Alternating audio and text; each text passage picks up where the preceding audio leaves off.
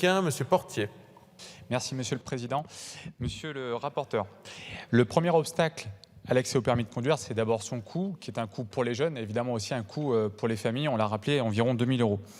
Et finalement, l'accès au permis de conduire est un bon thermomètre des inégalités sociales, puisque plus on est modeste, plus on peine à y accéder et plus on a des chances à la fin d'avoir un boulet au pied avant même d'avoir commencé dans la vie.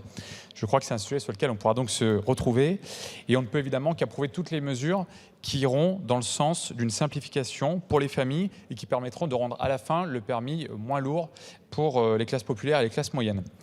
De ce point de vue, il existe une myriade d'aides, comme vous l'avez rappelé, et qui sont plus ou moins lisibles.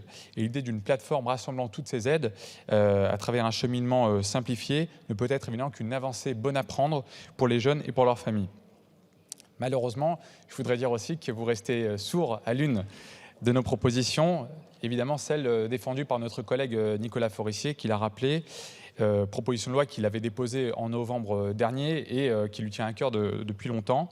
Et elle visait, cette proposition de loi, à permettre que le compte personnel de formation des parents vienne aider les jeunes dans leur installation dans la vie et dans cette première étape fondatrice qui est celle du permis de conduire.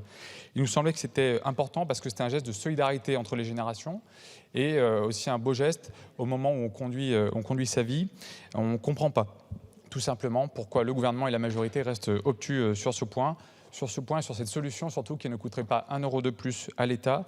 Donc je me répète, le premier obstacle à l'accès au permis, c'est son coût et cette proposition de loi n'y répond pas totalement. Nous voterons, mais elle reste encore un peu à côté de la cible à notre goût.